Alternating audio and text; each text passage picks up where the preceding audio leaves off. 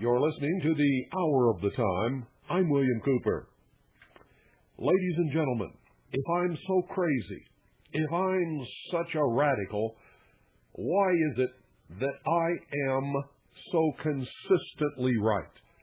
In fact, so consistently right that I have been the most accurate forecaster of future events in the entire history of the human race, bar none.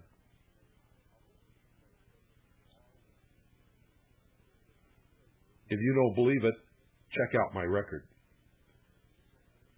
Today, it was revealed that Harris, one of the two perpetrators of the shootings at Columbine High School in Littleton, Colorado, was indeed under the care of a mental health professional and was taking a prescription psychiatric drug.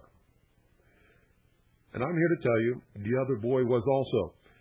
But you see, this is privileged information. In our investigations of all of these random shooting incidents, ever since Purdy opened fire on the schoolyard in Stockton, California, we have found that every single one of the perpetrators were either a current or an ex-mental patient under the care of a mental health professional taking prescription psychiatric drugs.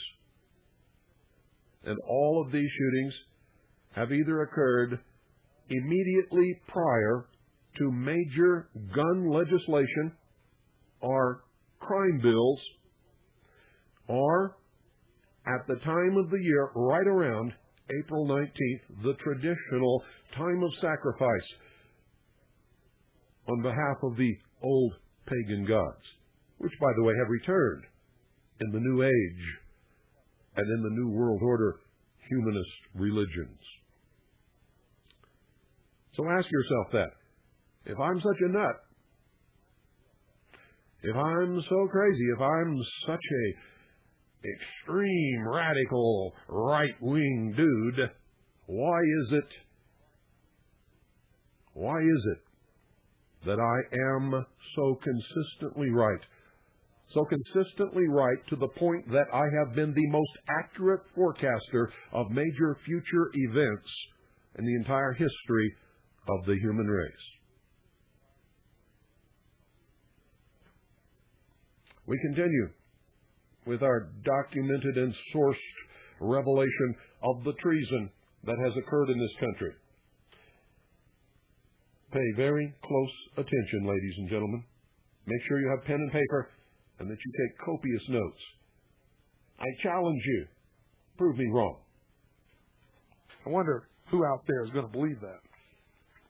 I continue. The character of the program has sometimes been misunderstood. It has been called a big money program, a means of scattering dollars around the world.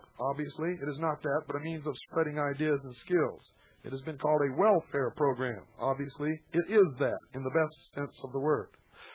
Some people have asked, why should we help the people of these underdeveloped areas to raise their standard of living when we have plenty of Americans who need that kind of help? The answer, of course, is that we can do both. And we are, in fact, doing both. And that is a total lie. I continue. Many Point 4 projects are patterned on, for example, the work we are doing right here at home in soil conservation, irrigation, and public health. All such programs, both at home and abroad, enlarge our experience and our knowledge. The exchange in ideas and skills is a two-way traffic. Some people have asked, what has Point 4 got to do with stopping communism? Is this the time to be helping people on the other side of the world to raise better crops and stamp out malaria? The answer is that this is the very time that most of the people we are working with are less interested in abstract principles of communism and democracy than in solving the urgent problems of hunger, disease, and the difficulty of scratching for a bare living.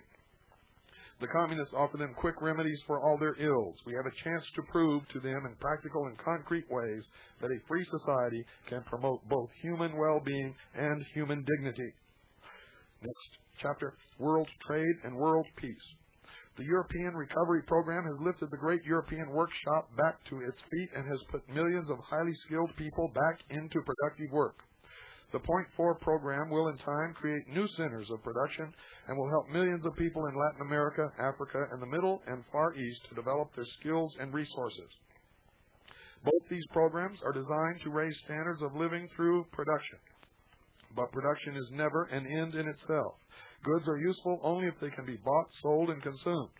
The peace and well-being of the world depends on trade, on a healthy, expanding trade by which wealth can circulate freely to the widest possible extent and create a demand for new wealth. International trade, therefore, is a second major concern of our economic policy. As with European recovery, the problem is not to restore an old system, but to develop a new and better one. The United States has a strong interest in helping to build a healthy international trading system which will act as a preventive to depressions and economic warfare. During the past 36 years, we have become a great creditor nation. In that period, the value of our exports has exceeded the value of our imports by about $100 billion with a B dollars. This is called a favorable balance of trade. But even by strictly economic standards, it is not favorable at all, since the $100 billion gap has had to be financed by the American people through direct taxation and government loans, interest on which comes from taxes. But this export surplus has been necessary to our national security, for it reinforced our allies in 2 world wars and contributed to their recovery in the post-war years. The problem of today is to develop a sound, balanced system of world trade. The American Reciprocal Trade Agreements Program has taken us a long step in that direction, and pay very close attention now, ladies and gentlemen. It reversed the high tariff policy of the 1920s and set us firmly on the road toward a more enlightened policy of opening up the channels of world trade. Under the authority of the Reciprocal Trade Agreements Act, the United States joined with 22 other major trading nations at Geneva in 1947 in the greatest tariff bargaining meeting in history.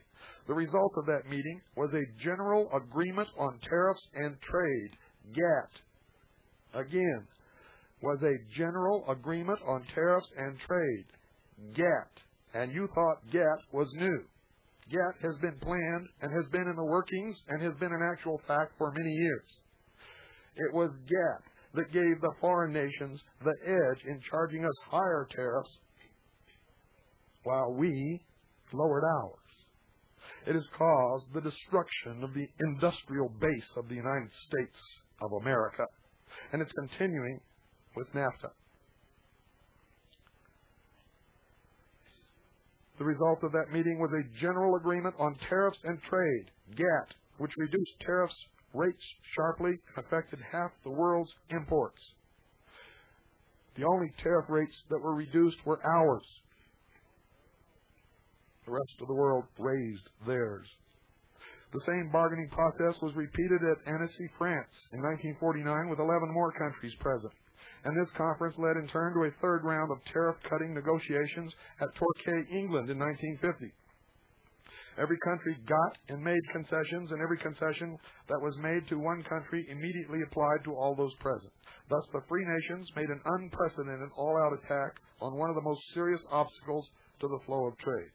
But even more stubborn obstacles remain to be overcome. Today, anyone who tries to buy or sell across national boundaries can still become entangled in a jungle of government controls in the form of quotas, customs regulations, and currency restrictions. To get rid of this tangle of restrictions will require time and a spirit of give and take, for no nation is willing to discard its economic armor while the rest remain armed. The ultimate answer to this difficult problem is in the general acceptance of a code of fair trade practices.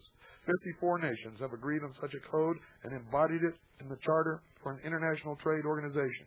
The Charter sets the minimum rules of the game on which all 54 nations are now willing to agree. They are not ideal rules by any means, but they can be improved as the nations get experience in cooperation and gain confidence in each other. The Charter also provides for an organization within the family of the United Nations, a place where the members can meet and settle their trade problems across a conference table. There has never been before such a place. The organization and the Charter offer at least a rational hope that economic warfare can be ended in the not-too-distant future. The ITO Charter is now before the American Congress for approval. Other nations are waiting to see whether the United States will live up to its enlightened economic principles. Those who support the ITO believe that it will pave the way for closer political as well as economic cooperation among the free nations and thus contribute to the security of the United States. This American attitude has an ethical as well as a political background. For as Secretary Atchison has said, the truth is that just as no man and no government is wise enough or disinterested enough to direct the thinking and the action of another individual, so no nation and no people are wise enough and disinterested enough very long to assume the responsibility for another people or to control another people's opportunities. Do you understand, ladies and gentlemen, how they say one thing out of one side of their mouth and then absolutely, completely contradict it in the very next paragraph?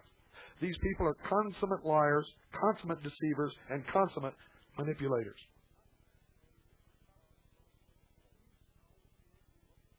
And before we continue, ladies and gentlemen, I forgot to inform you that a student in Canada wearing a blue trench coat walked into a school and killed 2 people.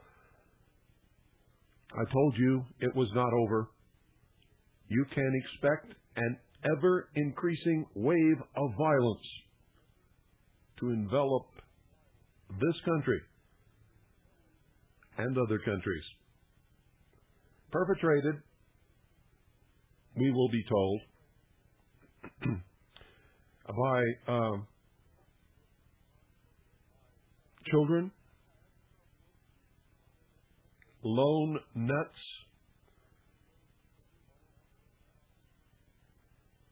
who will walk into schools, shopping centers, fast food restaurants, and other places where large numbers of people are congregated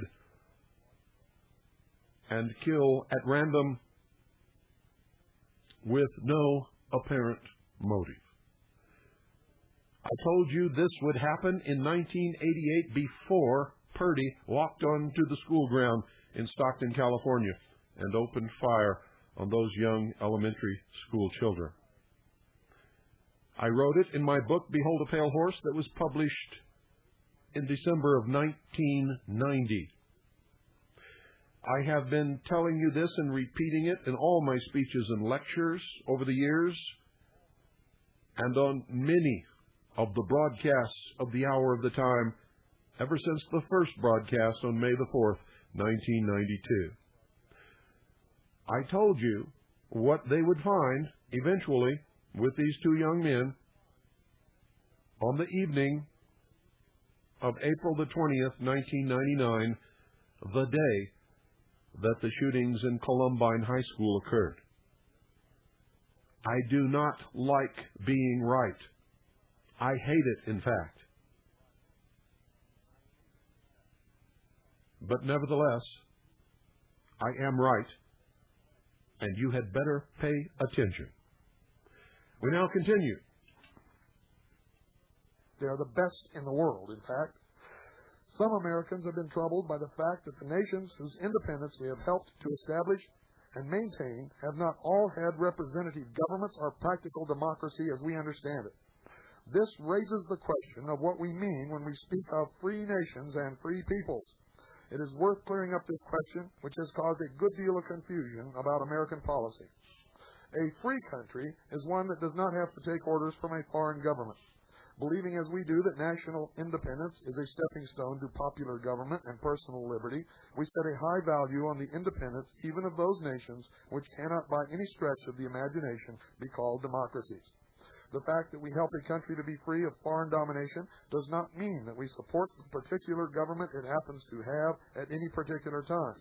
It means that we want the kind of international community in which each nation is free to manage its own affairs, subject, of course, to its pledges and responsibilities under the United Nations Charter. Out one side of their mouth, they say, a free country is one that does not have to take orders from a foreign government. And out the other side of their mouth, they say, it means that we want the kind of international community in which each nation is free to manage its own affairs, subject, of course, to its pledges and responsibilities under the United Nations Charter, which is a foreign government.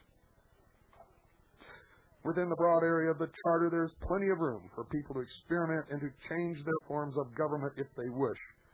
Plenty of room for progress toward democracy, which I have told you on many of these broadcasts is just another word for socialism. In recent years, the United States has had a chance to prove that it is still the traditional friend of young nations, still the champion of people seeking their independence. Since the end of the Second World War, more than 500 million people have gained their independence. 8 new nations have been born. The United States has assisted at the birth of these nations as far as it could. It has vigorously supported their membership of the United Nations. That whole paragraph, ladies and gentlemen, is a complete lie. During those years, free nations fell to communism and no new free nations were created. Check your history books, if you can find one that still has the true history. I continue. In the Philippines, we had our best opportunity to demonstrate that American policy means what it says. The 20 million citizens of those islands celebrated their independence on July 4, 1946, as a result of a promise we made and kept. Moreover, we not only welcomed them into the community of nations, but helped them to organize and finance their free society, and they were, in fact, ladies and gentlemen, a puppet of the United States government. They were not free at all. To India, Pakistan, Burma, and Ceylon, we are giving our strong and friendly support. The people of Israel have had America's moral and material backing since the beginning of their struggle for nationhood. Ladies and gentlemen, the truth is the United States and London created the nation-state of Israel by forcing European Jews to migrate on ships that very frequently sank right out from under them.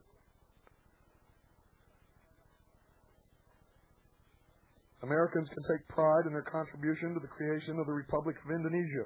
During the long and difficult negotiations between the Indonesian and Netherlands governments, American diplomacy played an important and sometimes a decisive part in bringing the parties together and in helping them finally to work out a satisfactory agreement. I skip to page 94, bottom. Soviet and Chinese communists charged the United States with aggression in Formosa and brought the matter before the Security Council. The United States welcomed a United Nations investigation and, in fact, suggested that a United Nations commission be sent to Formosa to observe and report the facts. So that American policy would be clearly understood both at home and abroad, the President summarized our aims and our hopes in a radio talk on September 1st, 1950. And I quote, "First, we believe in the United Nations." Notice the first thing that President Truman said, the first thing out of his mouth is, quote, first, above everything else. First, we believe in the United Nations. When we ratified its charter, we pledged ourselves to seek peace and security through this world organization. We kept our word when we went to the support of the United Nations in Korea 2 months ago. We shall never go back on that pledge. Second, we believe the Koreans have a right to be free, independent, and united as they want to be under the direction and guidance of the United Nations. We, with others, will do our part to help them enjoy that right. The United States has no other aim in Korea. Third, we do not want the fighting in Korea to expand into a general war. It will not spread unless communist imperialism draws other armies and governments into the fight of the aggressors against the United Nations, which isn't even a country. Fourth, we hope in particular that the people of China will not be misled or forced into fighting against the United Nations and against the American people.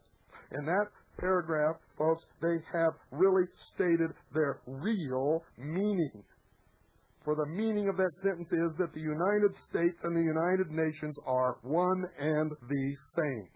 I'll read it again, just in case you sheeple missed it. Fourth, we hope in particular that the people of China will not be misled or forced into fighting against the United Nations and against the American people. Only the communist imperialism, which has already started to dismember China, could gain from China's involvement in war. Fifth, we do not want Formosa or any part of Asia for ourselves. We believe that the future of Formosa, like that of any other territory in dispute, should be settled peacefully. We believe that it should be settled by international action and not by the decision of the United States or of any other state alone.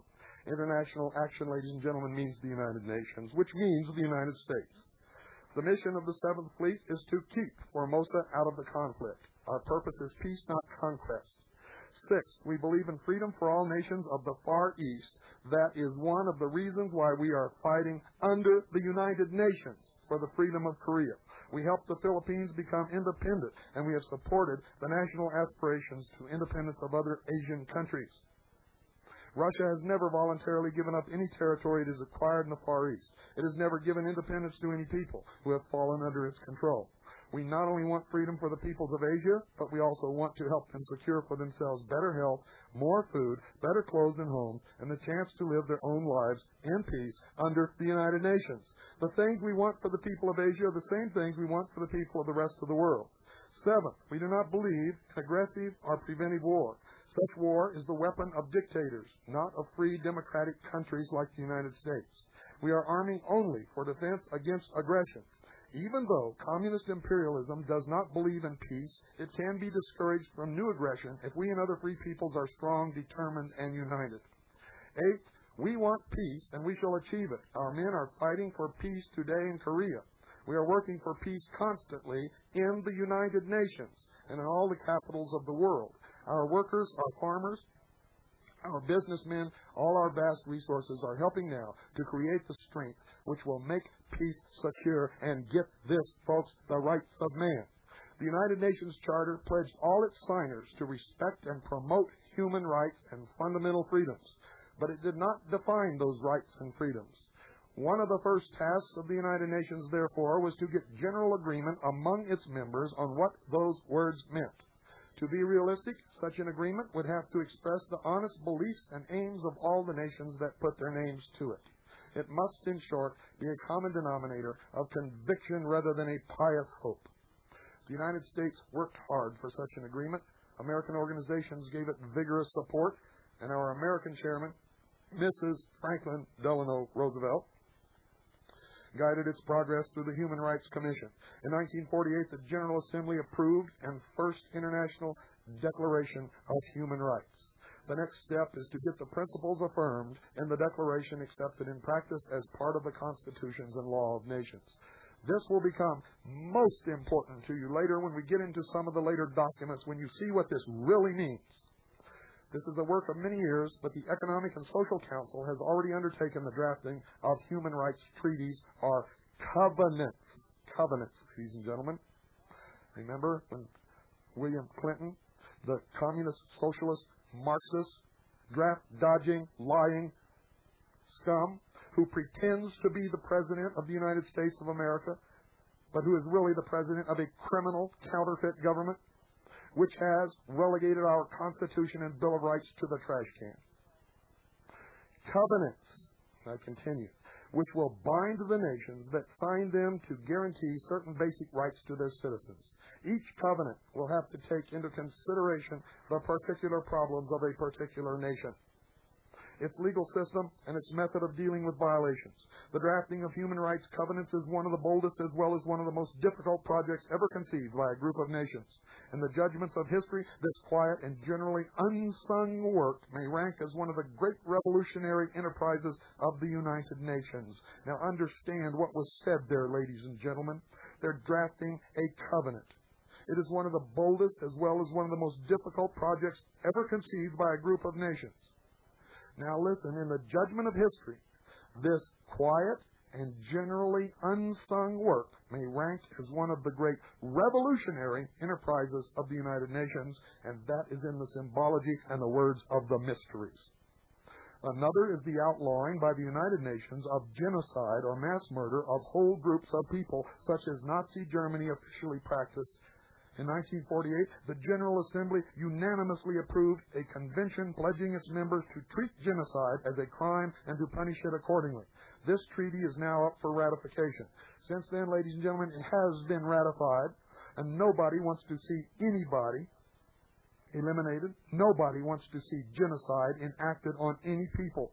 But when you read this treaty, you will understand that it suggests citizens of the United States of America to be arrested by the United Nations and tried in a United Nations court anywhere that they deem that they want to try that citizen just for saying a word that hurts the feelings of someone else of a different group.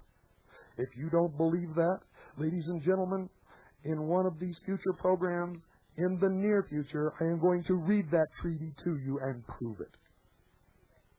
It is a method of exerting absolute control. In other words, thought control, political correctness. Where do you think all this comes from? It's been in the works for many, many years. Our government has been riddled with traitors. It is treasonous. Joseph McCarthy was right. He just didn't know what to call these scum. When they attacked him, no one came to his aid. He goes on to say, our interest in human rights is not confined to the making of treaties and declarations. We are working for such concrete things as the free gathering of news, the free movements of peoples, and the free exchange of knowledge. The United Nations, through the United Nations Educational, Scientific, and Cultural Organization and other specialized agencies, offers many channels for concrete progress along these lines. There is no need to create a ferment of ideas in the world. It already exists. The need, and this the United Nations can meet, is to translate the ideas of freedom and progress into practical, ladies and gentlemen, terms of better health, better nutrition, better homes and schools, in short, the chance to work for a better life.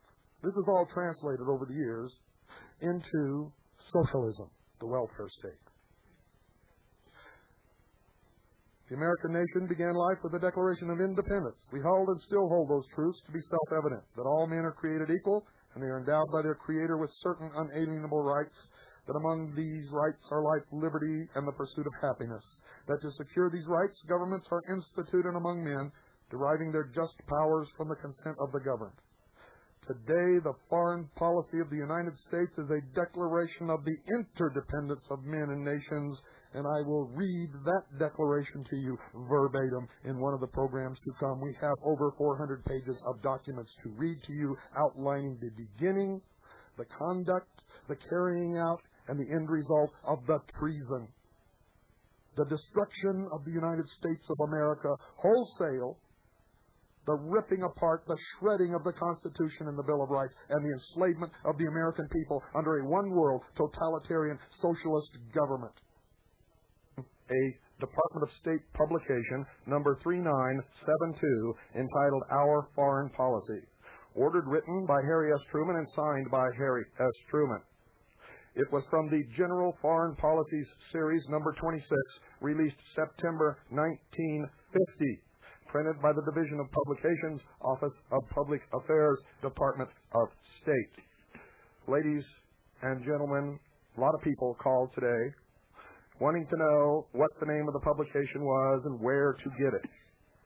Now, I have 400 pages of documentation to read to you over the air to prove that not only was there a conspiracy, it has been carried out over the years, and the Constitution is no longer the supreme law of the land. In fact, it was thrown in the trash can, flushed many years ago. I cannot babysit you any longer. I've been telling you every episode of the Hour of the Time to have a pen and paper with you by your side, and I expect you to do it. They have declared war upon us. They have destroyed this country. For all intents and purposes, it is gone. I have the documentation here in front of me. It is a fact. It is not speculation. I did not make this up. And if you listen to every episode of the Hour of the Time, 2 hours each day, you're going to get this documentation. I'm going to give you the names of these publications and these documents every single night. You write them down. You go to your libraries. You go to the Library of Congress. You go to the Congressional Register. You go to your state university, and you find these documents, and don't you call us and ask us to do it for you.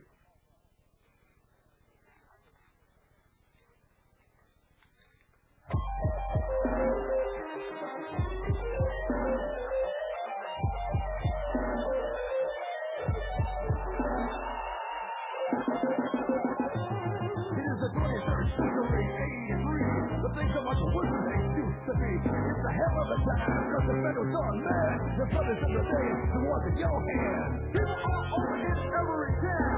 Silly to the fire, burn it down to the ground. Out of control, people pouring apart. Metal trouble on the neighborhood, every door. Mother, looters, killers, and thieves.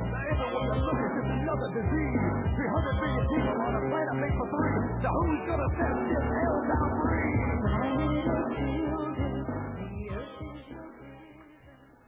Ladies and gentlemen, if you want to know why public officials are voting to take away your firearms, first research their history.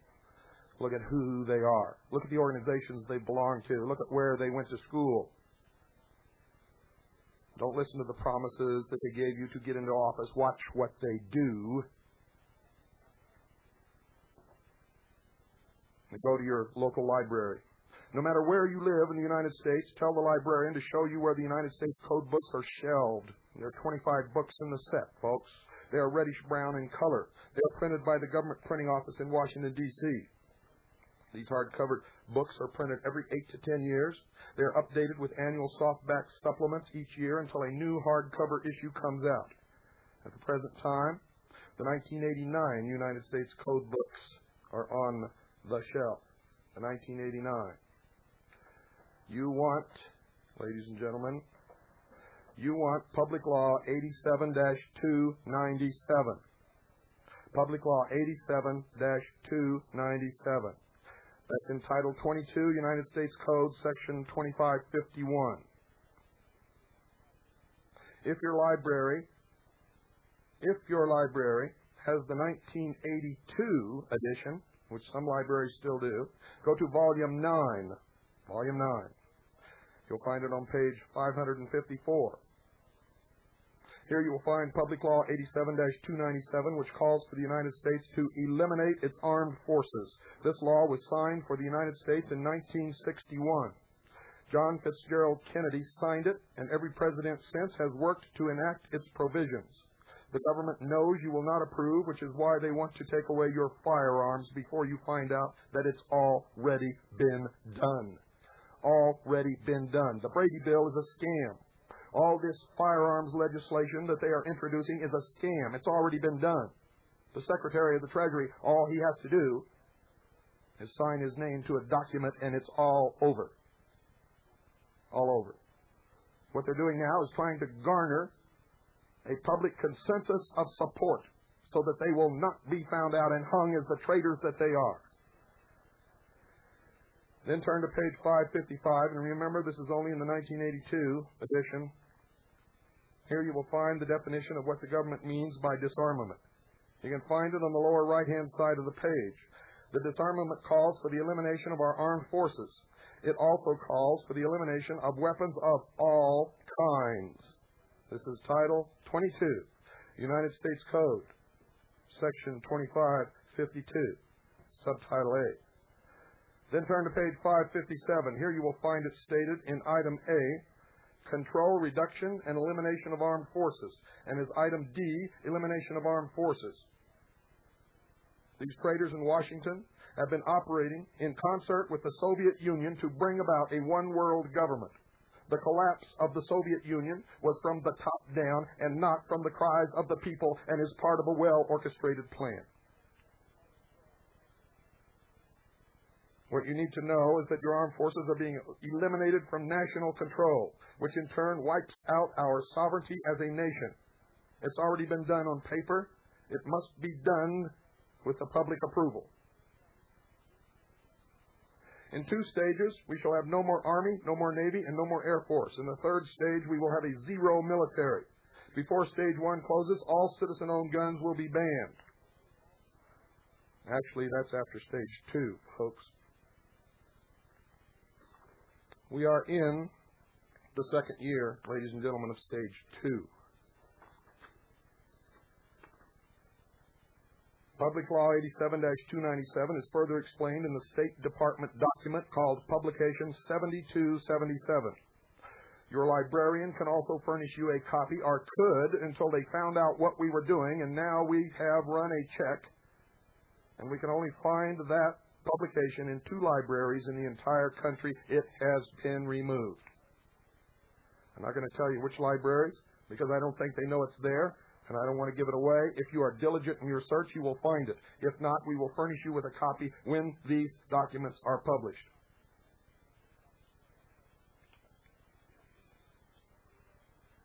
The blueprint for the peace race is a 35-page booklet printed by the United States Arms Control and Disarmament Agency as publication number 4, General Series 3, released May 1962.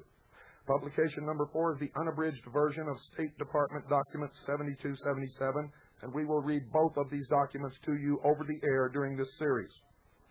Both of these booklets explain how our military is to be reduced to 2.1 million men.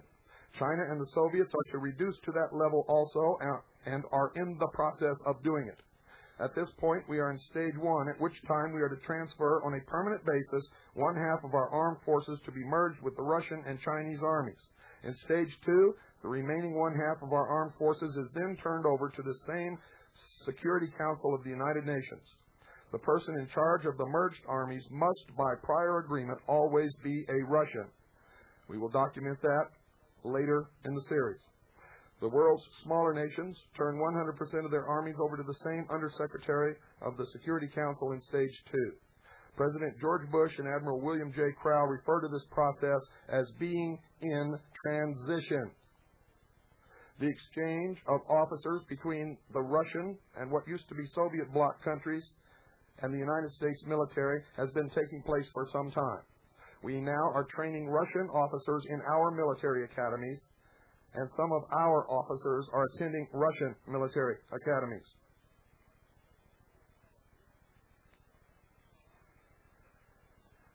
This plan was implemented a long time ago, ladies and gentlemen. The law has been amended several times. People read about this in my book and sent me letters.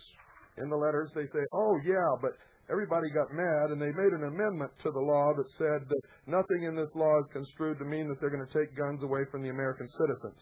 Well, tonight I'm going to read you what that really says, and then you're going to show what they did after that. Because it says, except under the law or under a treaty. And both of those have been accomplished. United States Code 1988 edition, you will find this law, as it has been amended, containing the general and permanent laws of the United States in force on January the 3rd, 1989. Prepared and published under authority of Title II, United States Code, Section 285B, by the Office of the Law Revision Council of the House of Representatives. Volume 9, Title 22, Foreign Relations and Intercourse, to Title 25, Indians. United States Government Printing Office, Washington, 1989. Going to quote verbatim, ladies and gentlemen. Pay attention. Subchapter 1, General Provisions. Section 2551, Congressional Statement of Purpose. Listen to this lie. This is the Congressional Statement of Purpose. This is an admission by the Congress of the United States as to their ultimate goal. And I quote, an ultimate goal of the United States is a world which is free from the scourge of war and the dangers and burdens of armaments, in which the use of force has been subordinated to the rule of law, and in which international adjustments to a changing world are achieved peacefully. It is the purpose of this chapter to provide impetus toward this goal by creating a new agency of peace to deal with the problem of reduction and control of armaments, looking toward ultimate world disarmament. Under our Constitution, that is unconstitutional, it is criminal, it is treasonous. They have not changed the Constitution of the United States. The second article in amendment guarantees us our right to have a militia, and it specifically states that our right to keep and bear arms shall not be infringed.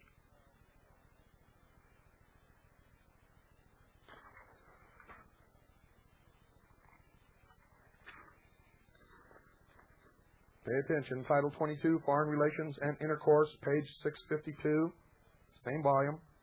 Public Law 87-297, Title 1. Definitions as used in this chapter. A.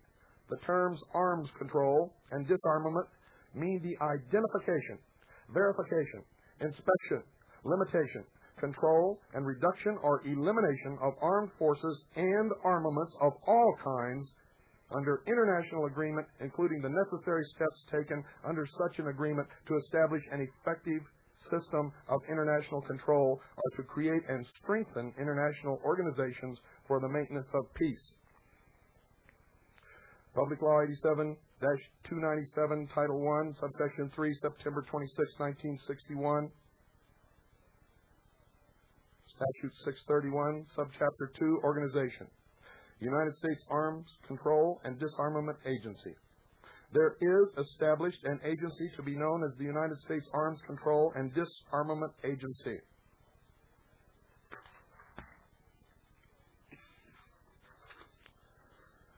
Page 654, subtitle 2568, Functions.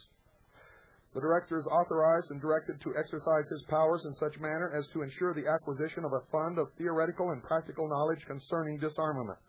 To this end, the Director is authorized and directed under the direction of the President, 1, to ensure the conduct of research, development, and other studies in the field of arms control and disarmament. 2, to make arrangements including contracts, agreements, and grants for the conduct of research, development, and other studies in the field of arms control and disarmament by private or public institutions or persons.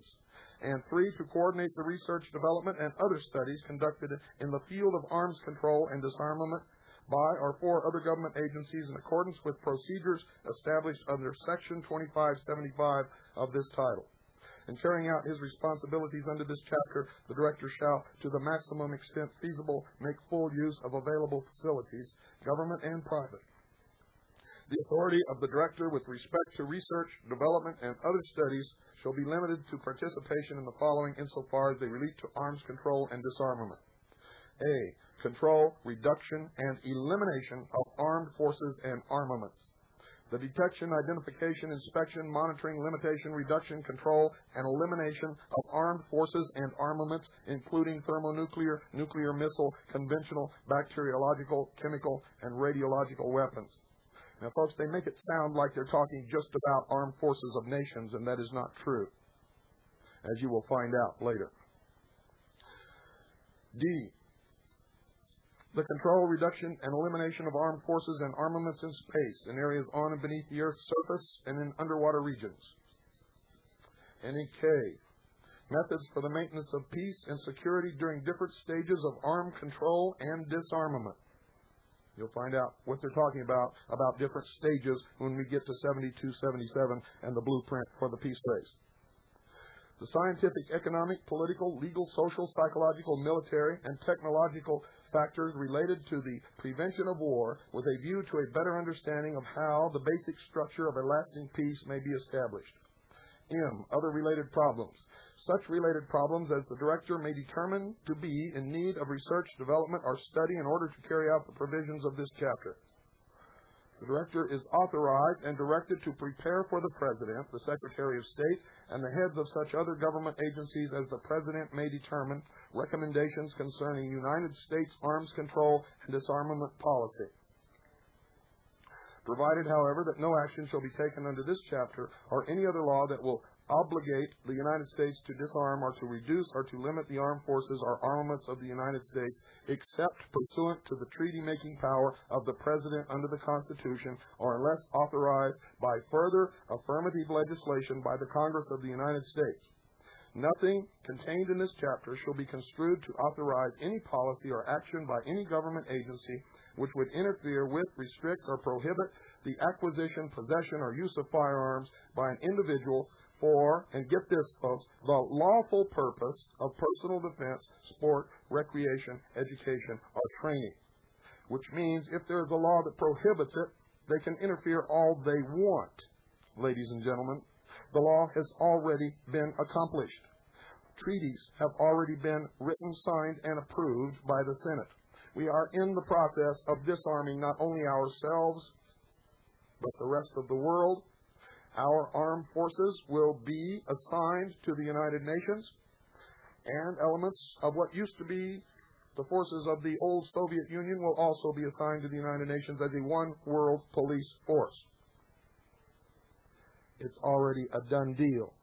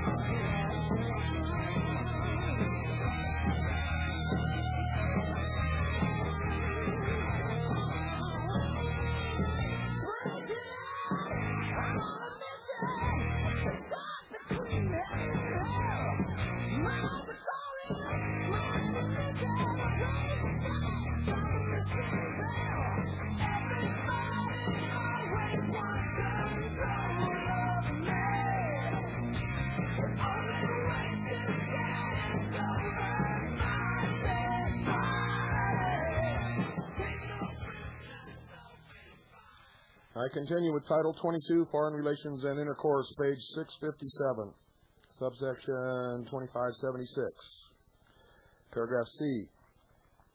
And here's where all that was written before gets nullified. And it means that they can do whatever they want. Listen carefully. Prohibition of courts to compel statutory performance or review adequacy of statutory performance of government agencies or director. No court shall have any jurisdiction under any law to compel the performance of any requirement of this action or to review the adequacy of the performance of any such requirement on the part of any government agency, including the agency and the director. So you can't even go see what they're doing. Okay, let's go to Public Law 87-2. Let me start over again. Arms Control and Disarmament Act. For legislative history of acts, see page 2903. Public Law 87-297, 75 Statutes at Large, 631, H.R. 9118, an act to establish a United States Arms Control and Disarmament Agency. And this is from the United States Code, Congressional and Administrative News, Volume 1, 1961.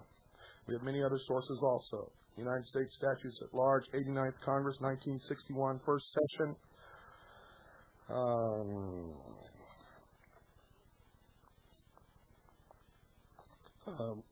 Excuse me. I'm still fighting this throat, folks. I'm forcing my voice over here, and I just hope it lasts. Title 1, Short Title, Purpose and Definitions. Short Title, Section 1. This act may be cited as the Arms Control and Disarmament Act. Purpose. Section 2. An ultimate goal of the United States is a world which is free from the scourge of war and the dangers and burdens of armaments, in which the use of force has been subordinated to the rule of law, and in which international adjustments to a changing world are achieved peacefully. It is the purpose of this act to provide impetus toward this goal by creating a new agency of peace to deal with the problem of reduction and control of armaments, looking toward ultimate world disarmament. And it goes on to repeat the law verbatim, just as I have previously read it to you. It's just another source. This is Public Law 87-297, Laws of the 87th Congress, First Session. Definitions. Section 8, as used in this Act. The terms arms control and disarmament means the identification, verification, inspection, limitation, control, reduction, elimination of armed forces and armaments of all kinds under international agreement, including the necessary steps taken under such an agreement to establish an effective system of international control or to create and strengthen international organizations for the maintenance of peace. Title II, Organization, United States Arms Control and Disarmament Agency, Section 21. There is hereby established an agency to be known as the United States Arms Control and Disarmament Agency. The director shall be paid $22,500 per annum. A deputy director shall be paid $21,500 per annum. Assistant director and his salary is listed as $20,000 per annum. The director, under the direction of the Secretary of State, may establish within the agency such bureaus, offices, and divisions as he may determine to be necessary to discharge his responsibilities under this Act, including but not limited to an office of the General Counsel. And it goes into the same articles on research, etc. September 26th, Public Law 87-297, Laws of the 87th Congress, First Session, page 710. A. The detection, identification, inspection, monitoring, limitation, reduction, control, and elimination of armed forces and armaments, including thermonuclear, nuclear missile, conventional, bacteriological, chemical, and radiological weapons. Your weapons fall under conventional. B. Techniques and systems of detecting, identifying, inspecting, and monitoring of tests of nuclear, thermonuclear, and other weapons. C. The analysis of national budgets, levels of industrial production, and economic indicators to determine the amount spent by various countries for armaments. D. Listen to this carefully.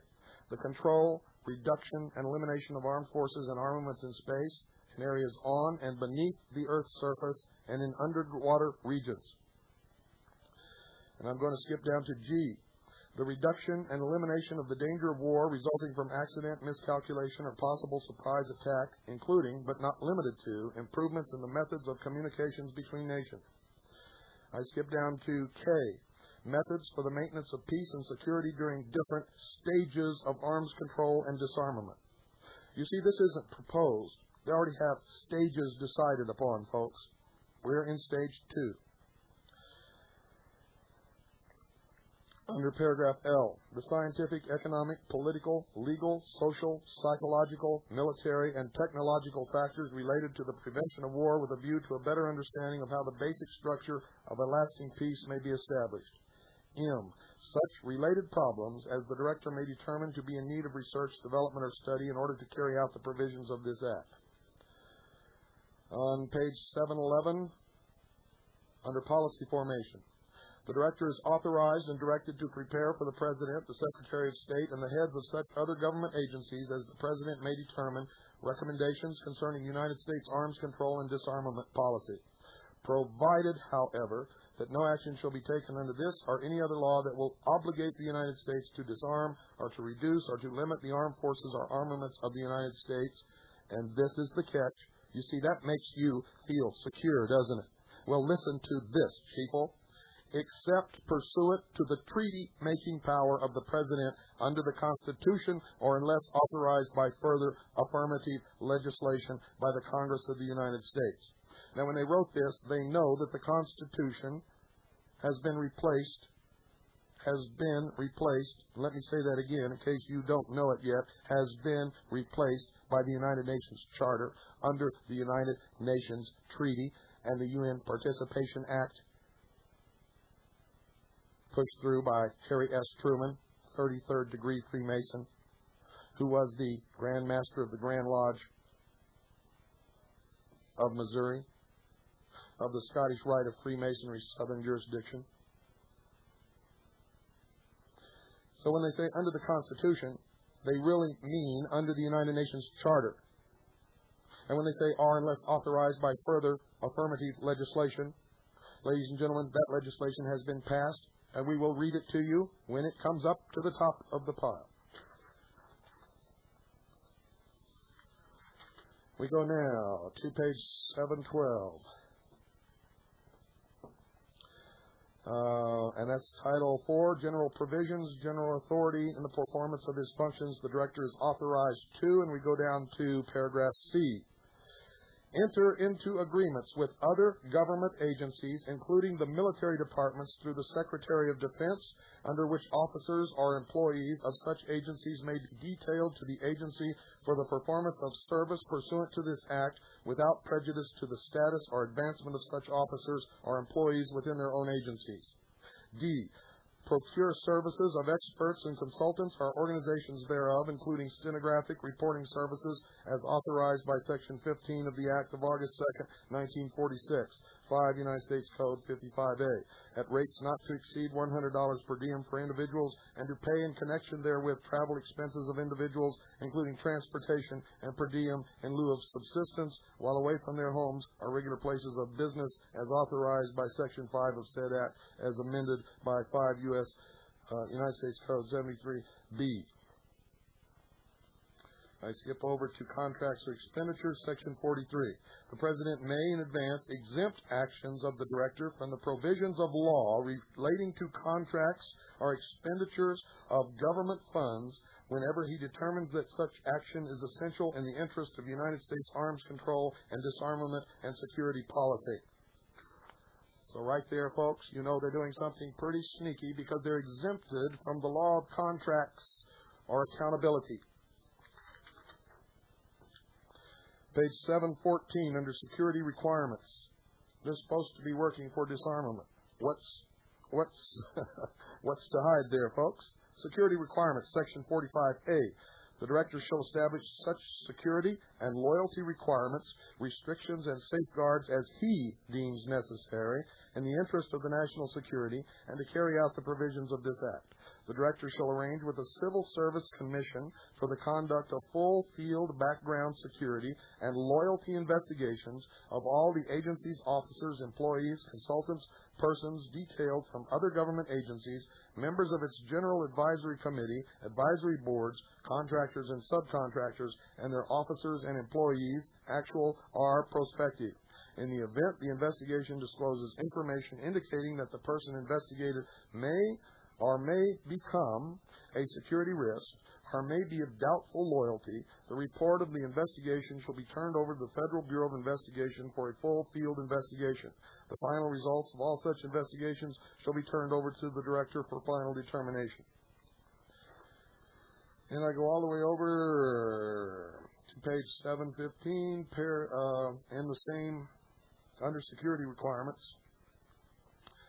It says, the Atomic Energy Commission finds that the established personnel and other security procedures and standards of the agencies are adequate and in reasonable conformity to the standards established by the Atomic Energy Commission under Section 2165 of Title 42, including those for interim clearance in the subsection B thereof. Any individual granted access to such restricted data pursuant to this subsection may exchange such data with any individual who, A, is an officer or employee of the Department of Defense or any department or agency thereof, or a member of the armed forces, or an officer or employee of the National Aeronautics and Space Administration, or a contractor or subcontractor of any such department, agency, or armed force, or an officer or employee of any such contractor or subcontractor, and B, has been authorized to have access to restricted data under the provisions of Section 2163 or 2455 of Title 42. Now, what do they mean by all this, folks? What do they mean by loyalty? Loyalty to who? Loyalty to what? Well, you never know, folks, because later here you're going to find out that the Director of the Disarmament Agency has been given, under the law, the authority to decide. And instead of stating the oath of all of these people are to take in the law, it merely says that the Director of the Disarmament Agency shall determine what oath they shall take. What oath they shall take. And we've already tried to get a copy of the oath that they take, and we're denied. Page 716, appropriation. Section 49. A. There are hereby authorized to be appropriated not to exceed $10 million to remain available until expended to carry out the purposes of this Act. Report to Congress, Section 50. The Director shall submit to the President for transmittal to the Congress not later than January 31st of each year a report concerning activities of the agency. Approved September 26, 1961.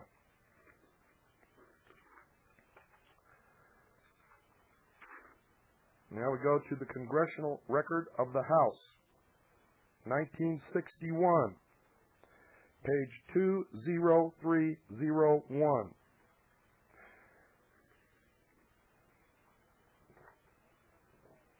The clerk read as follows. Amendment offered by Mr. Morgan on part 2, or page 2, line 2, after the word peacefully, insert a period.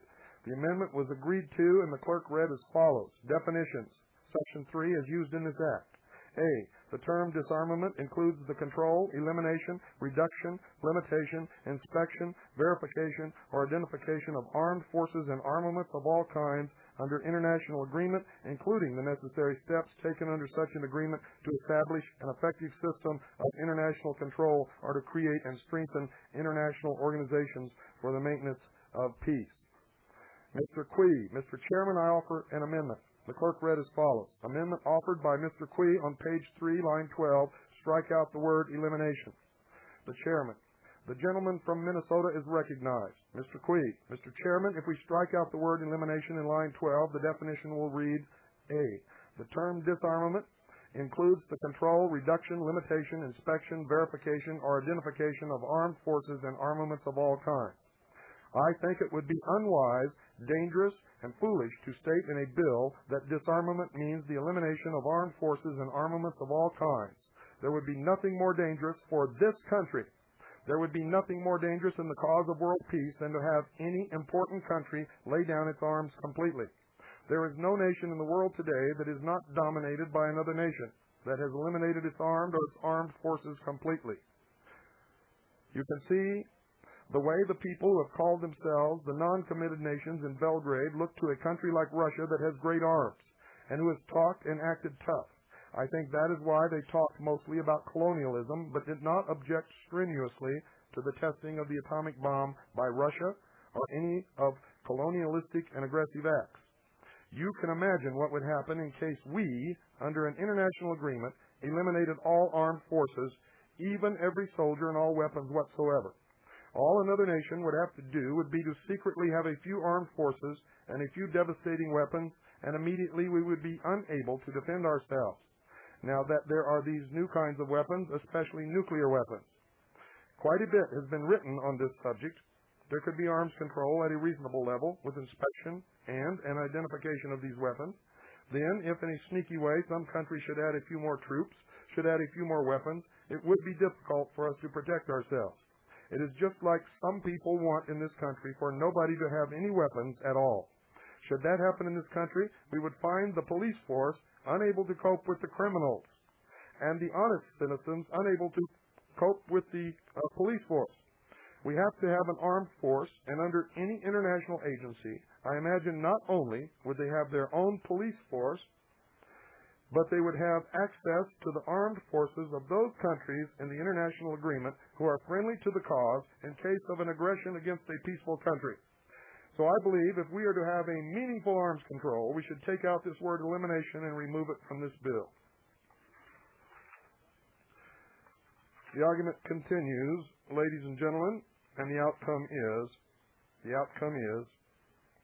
that it is not removed. It is not removed.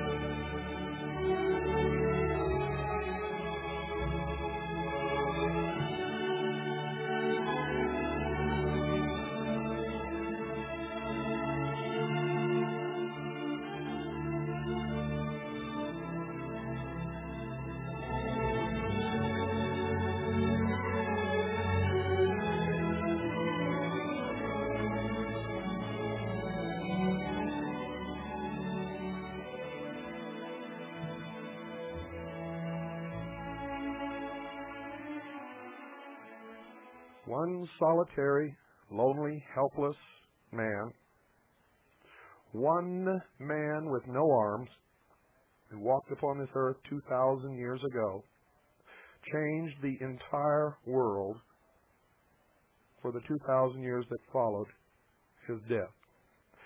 He said, and I quote, "My people perish for lack of knowledge," unquote. During this hour, ladies and gentlemen, I will read to you verbatim from the text of the Blueprint for the Peace Race, outline of basic provisions of a treaty on general and complete disarmament in a peaceful world. This was printed by the United States Arms Control and Disarmament Agency. It is publication number 4. United States Arms Control and Disarmament Agency, publication number 4, General Series 3, released May 1962. That's the United States Arms Control and Disarmament Agency, publication number 4, General Series 3, released May 1962.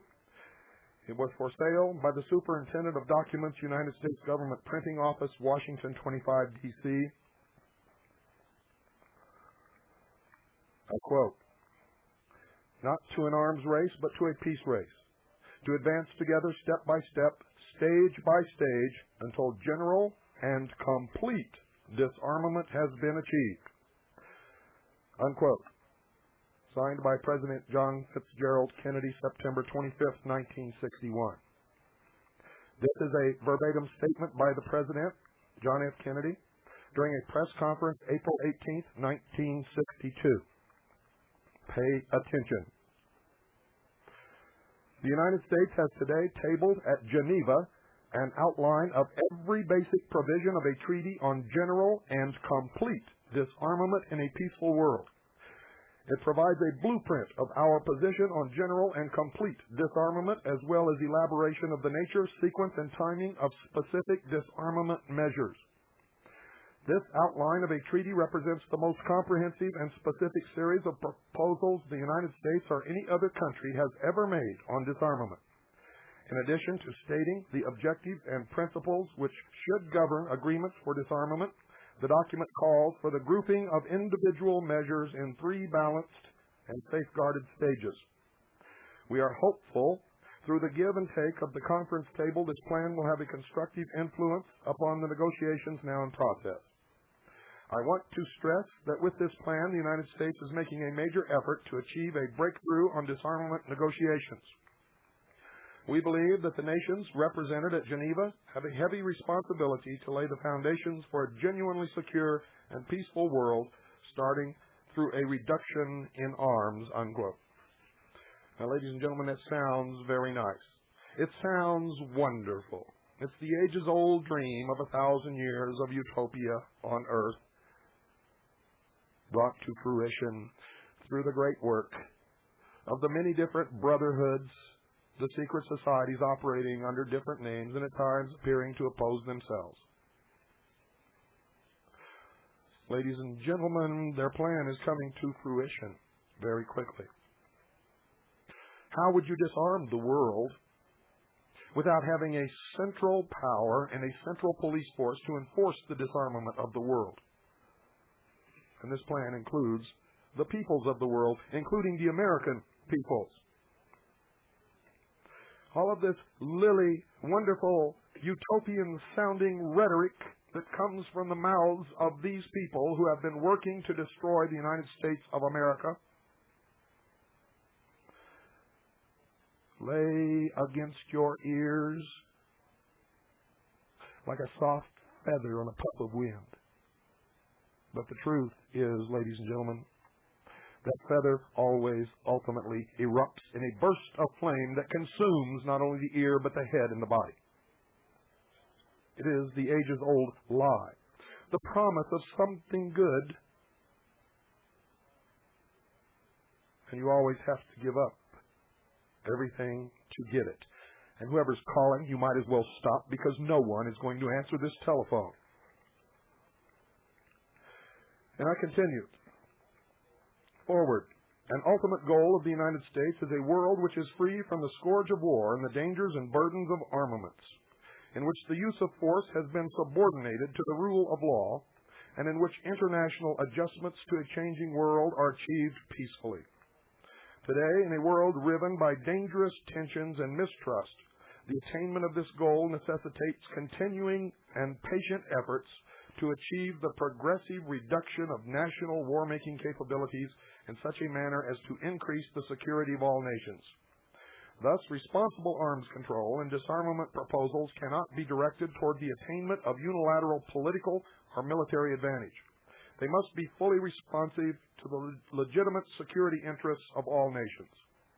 On the basis of these considerations, President Kennedy on September 25, 1961, presented to the General Assembly of the United Nations the United States Program for General and Complete Disarmament in a Peaceful World.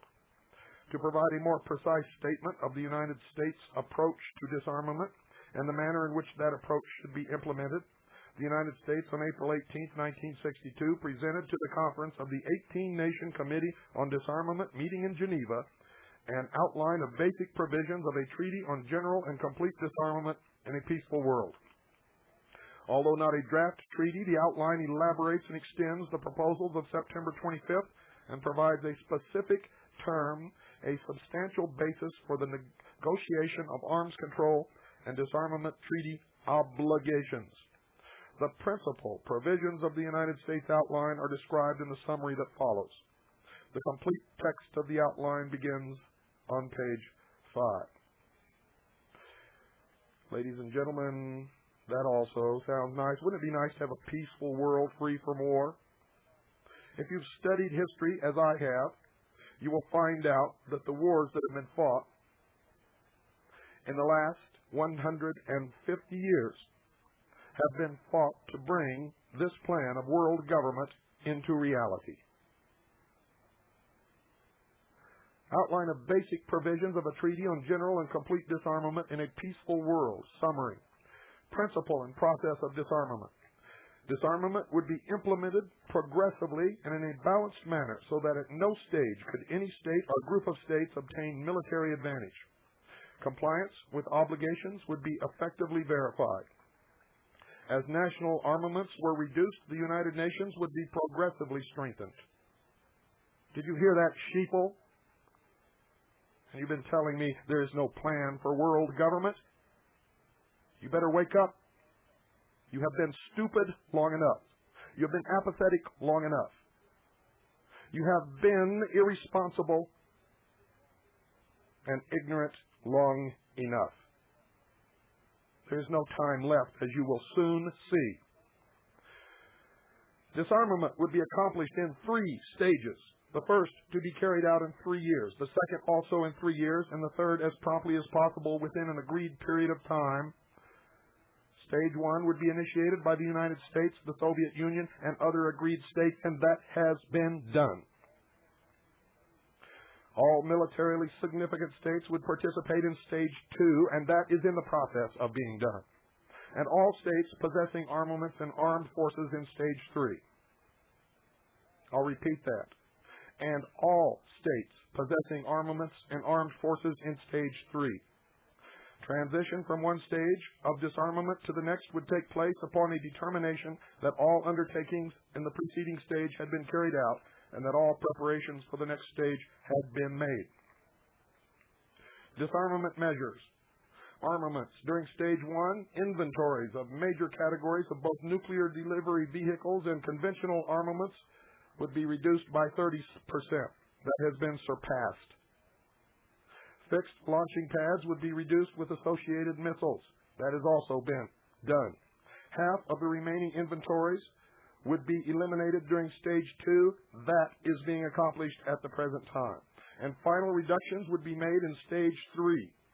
Upon the completion of Stage 3, states would have at their disposal only agreed types of non-nuclear armaments for forces required to maintain internal order and protect the personal security of citizens.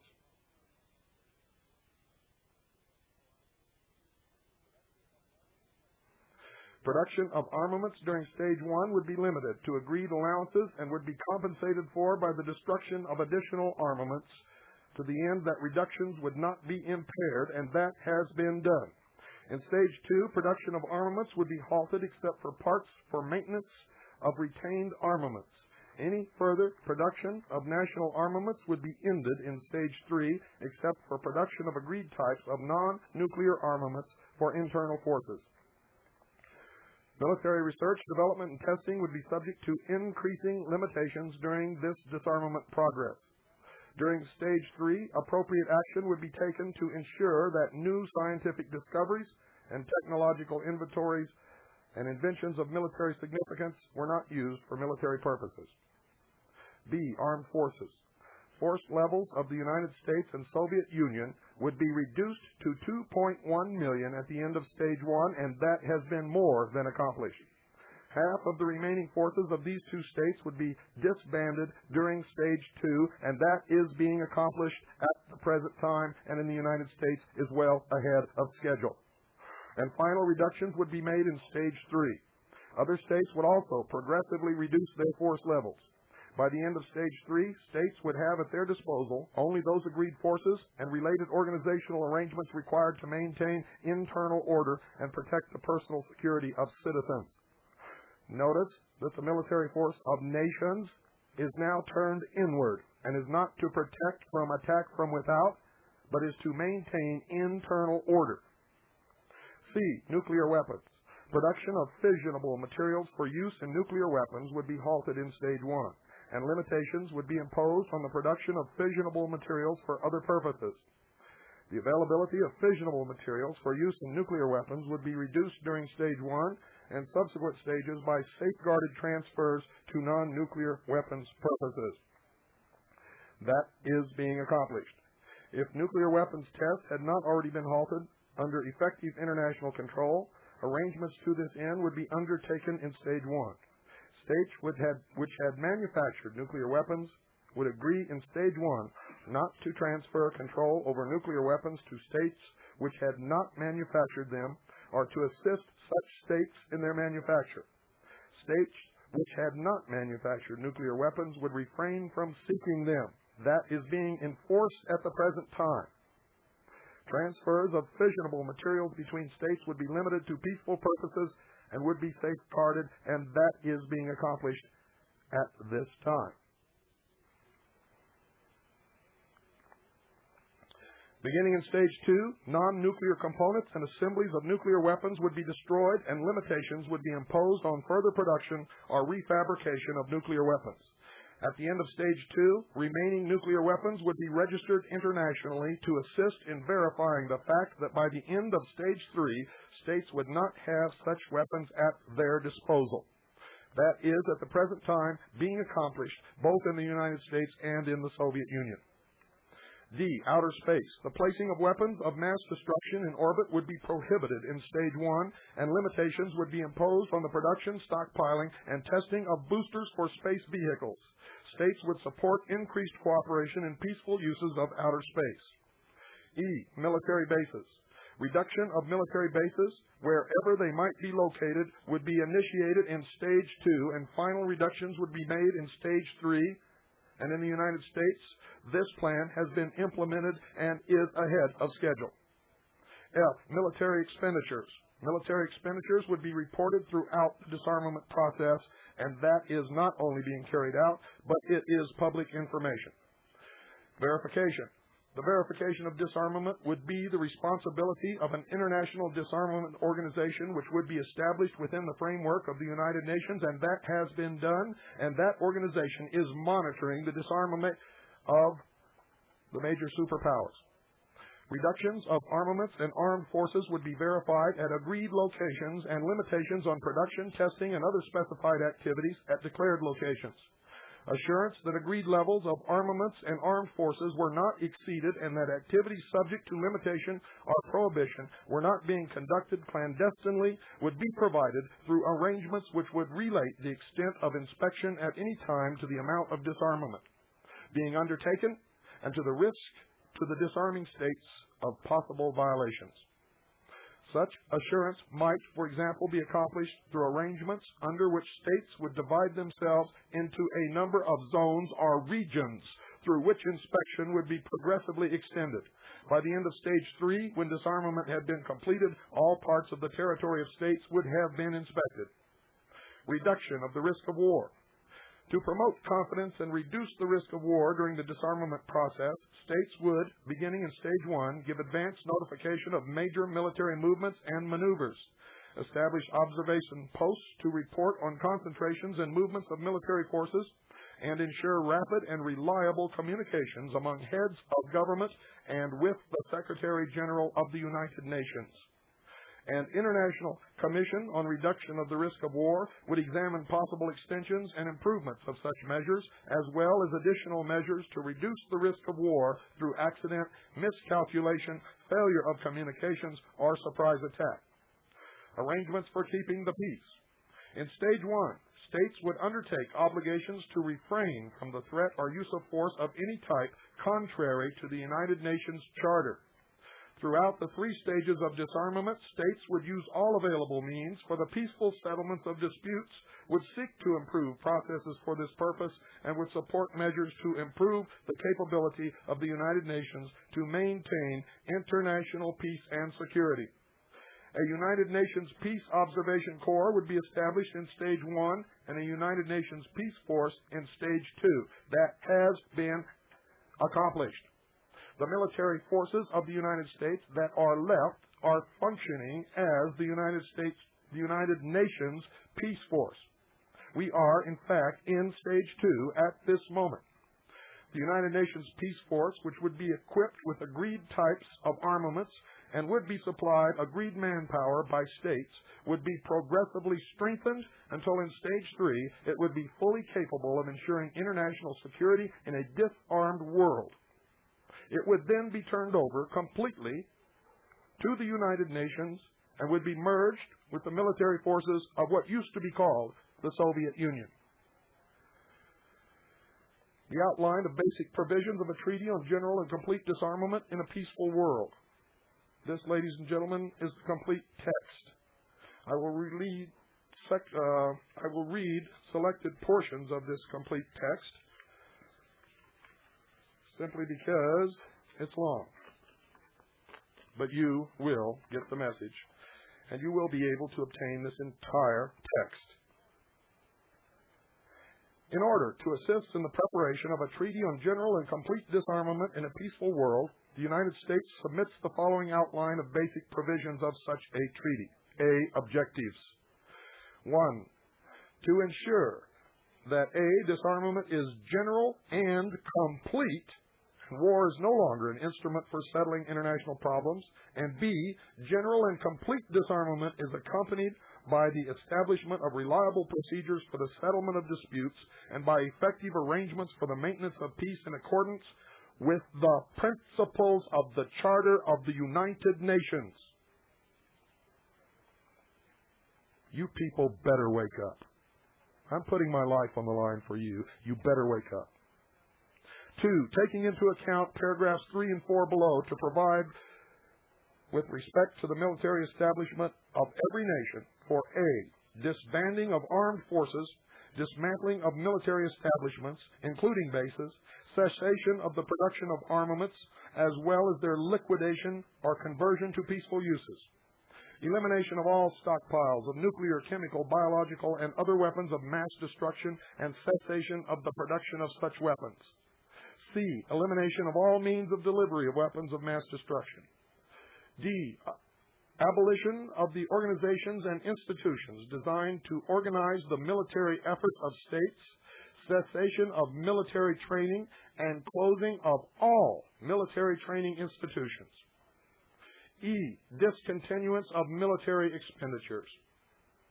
Paragraph 3. To ensure that at the completion of the program for general and complete disarmament, states would have at their disposal only those non-nuclear armaments, forces, facilities, and establishments as are agreed to be necessary to maintain internal order and protect the personal security of citizens.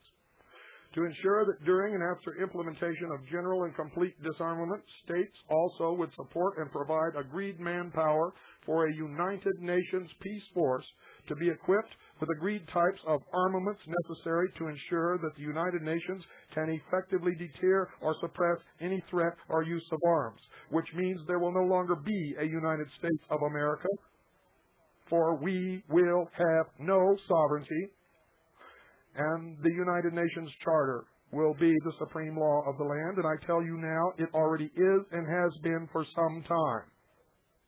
There is no Bill of Rights in the United Nations Charter. There is a clause that outlaws religion unless they are legal. The United Nations has only approved one religion in its history. You've got to help, folks. You must help. We don't have any time left. There's no time left, period. Paragraph 5. To establish and provide for the effective operation of an international disarmament organization within the framework of the United Nations for the purpose of ensuring that all obligations under the disarmament program would be honored and observed during and after implementation of general and complete disarmament.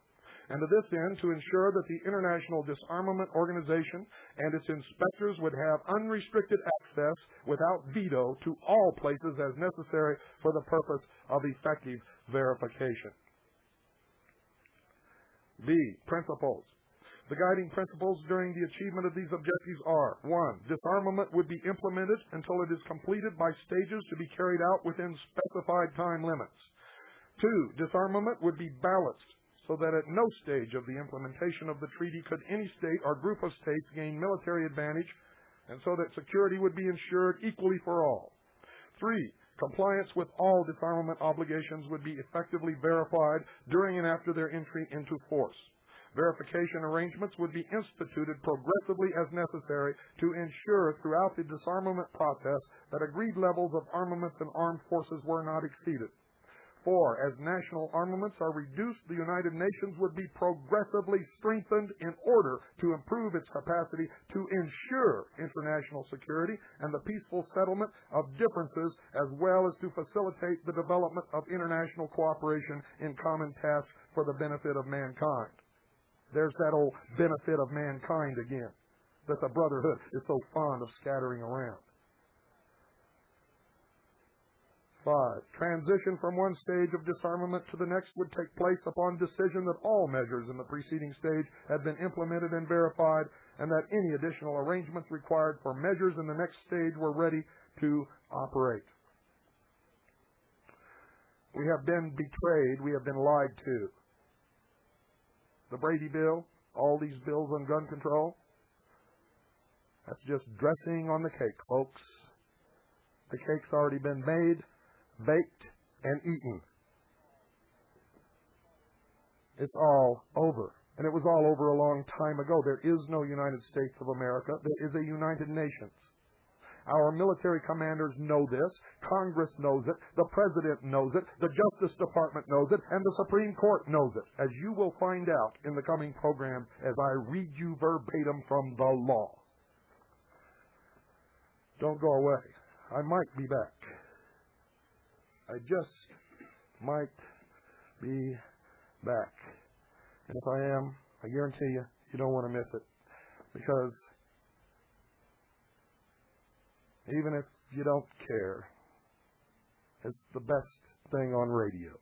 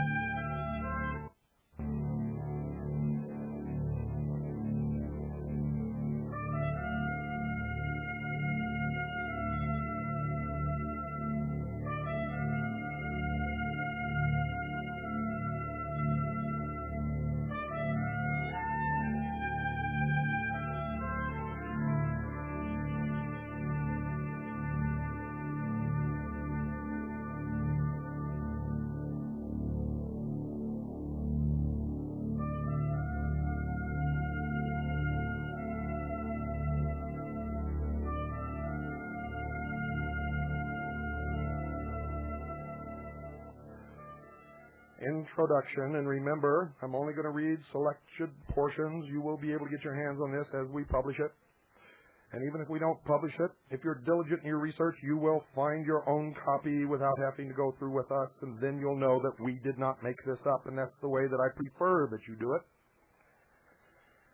Introduction. The treaty would contain 3 stages designed to achieve a permanent state of general and complete disarmament in a peaceful world. The treaty would enter into force upon the signature and ratification of the United States of America. Did you hear that, folks? The treaty would enter into force upon the signature and ratification of the United States of America. That was done a long time ago. The Union of Soviet Socialist Republics, and that was done a long time ago, and such other states as might be agreed. Stage 2 would begin when all militarily significant states had become parties to the treaty and other transition requirements had been satisfied. Stage 3 would begin when all states possessing armed forces and armaments had become parties to the treaty and other transition requirements had been satisfied. In fact, that has not been implemented and is not a part of the treaty. Disarmament, verification, and measures for keeping the peace would proceed progressively and proportionately, beginning with the entry into force of the treaty. Stage 1 would begin upon the entry into force of the treaty and would be completed within 3 years from that date. During Stage 1, the parties to the treaty would undertake, 1, to reduce their armaments and armed forces and to carry out other agreed measures in the manner outlined below. 2, to establish the International Disarmament Organization upon the entry into force of the treaty in order to ensure the verification in the agreed manner of the obligations undertaken. And 3, to strengthen arrangements for keeping the peace through the measures outlined below. Stage 1 took much longer than 3 years. You can mark the beginning of the signing of the treaty by the date that the International Disarmament Organization under the United Nations was created. We are now in Stage 2, ladies and gentlemen. Armaments, reduction of armaments. Specified parties to the treaty as a first stage toward general and complete disarmament in a peaceful world would reduce by 30% the armaments in each category listed in subparagraph B below, except as adjustments for production would be permitted in Stage 1 in accordance with paragraph 3 below. Each type of armament in the categories listed in subparagraph B would be reduced by 30% of the inventory existing at an agreed date. That has been accomplished. I'm going to skip a little bit now. Methods of reduction. Those parties to the treaty which were subject to the reduction of armaments would submit to the International Disarmament Organization an appropriate declaration respecting inventories of their armaments existing at the agreed date. We have had members of the International Disarmament Organization visiting our arsenals and manufacturing facilities in the United States for several years now. B, the reduction would be accomplished in 3 steps, each consisting of 1 year. 1/3 of the reduction to be made during Stage 1 would be carried out during each step. During the first part of each step, 1/3 of the armaments to be eliminated during Stage 1 would be placed in depots under supervision of the International Disarmament Organization. During the second part of each step, the deposited armaments would be destroyed or, where appropriate, converted to peaceful uses. That has been done. In accordance with arrangements which would be set forth in a treaty annex on verification, the International Disarmament Organization would verify the foregoing reduction and would provide assurance that retained armaments did not exceed agreed levels. That's been done. Let me skip over to something.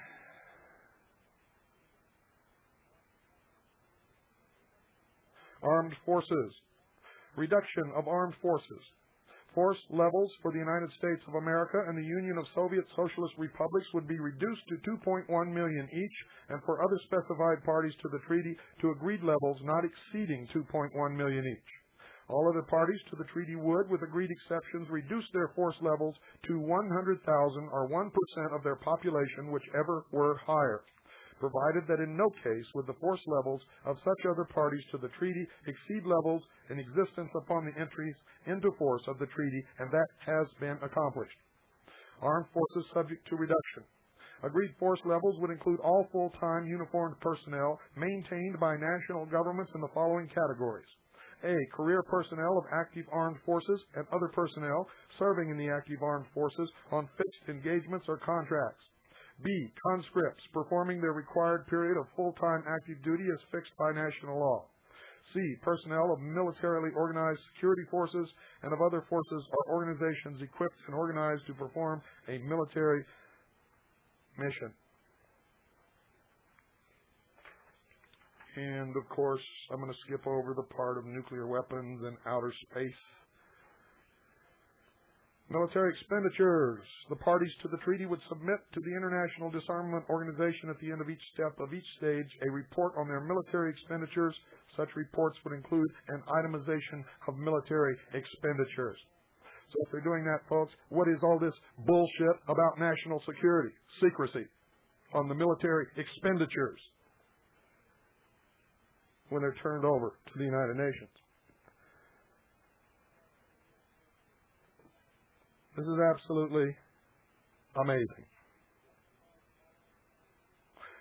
Specified parties to the treaty would undertake the exchange of military missions between states or groups of states in order to improve communications and understanding between them. Specific arrangements respecting such exchanges would be agreed. That has been going on for several years. We have military officers attending the Russian military academies. They have military officers attending our military academies. We have now Russian troops on United States soil with their various equipment.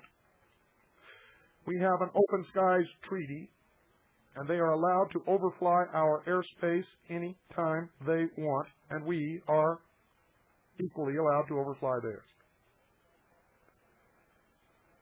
Specified parties to the treaty would agree to the establishment of rapid and reliable communications among their heads of government and with the Secretary General of the United Nations, who is the true President of the world, ladies and gentlemen. Specific arrangements in this regard would be subject to agreement among the parties concerned between such parties and the Secretary General. Many of you have called and asked me, who does Boutros Ghali think he is? He talks to us and the other people in the world like he's running the world. Well, you stupid sheeple, he is. He is running the world. And it's about time you know it. It's about time you got mad about it. And it's way past time we all started doing something about it. Go read the United Nations Charter. Read the resolutions that have been passed by the United Nations. And then you might begin to get a little hint of where we're headed. Right down the tubes. Right down the tubes, folks. I don't know how long my voice is going to last, but I'm going to try to get through all of this, and I'm going to continue until I drop, and Carolyn is getting sick now, so I don't know what's going to happen here, but we're going to continue as long as we can.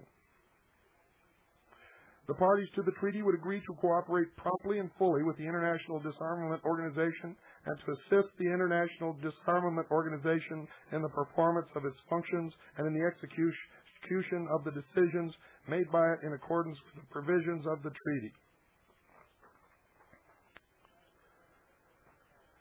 Measures providing for reduction of armaments would be verified by the International Disarmament Organization as agreed depots and would include verification of the destruction of armaments and, where appropriate, verification of the conversion of armaments to peaceful uses.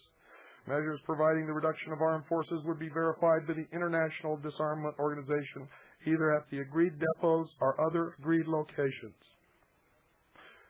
Measures halting or limiting production, testing, and other specified activities would be verified by the International Disarmament Organization. Parties to the treaty would declare the nature and location of all production and testing facilities and other specified activities. The International Disarmament Organizations would have access to relevant facilities and activities wherever located in the territory of such parties. Down the page, all parts of the territory of those parties to the treaty to which this form of verification was applicable would be subject to selection for inspection from the beginning of Stage 1 as provided. Parties to the treaty would divide their territory into an agreed number of appropriate zones, and at the beginning of each step of disarmament would submit to the International Disarmament Organization a declaration stating the total level of armaments, forces, and specified types of activities subject to verification within each zone. The exact location of armaments and forces within a zone would not be revealed prior to its selection for inspection. That's why, ladies and gentlemen, the United States has been divided into regions. Both aerial and mobile ground inspection would be employed within the zone being inspected. Access within the zone would be free and unimpeded, and verification would be carried out with the full cooperation of the state being inspected. Once the zone had been inspected, it would remain open for further inspection while verification was being extended to additional zones. By the end of Stage 3, when all disarmament measures had been completed, inspection would have been extended to all parts of the territory of parties to the treaty. I told you, folks, it's a done deal. Requesting the International Court of Justice to give advisory opinions on legal questions concerning the interpretation or application of the treaty, subject to a general authorization of this power by, guess who? The General Assembly of the United Nations.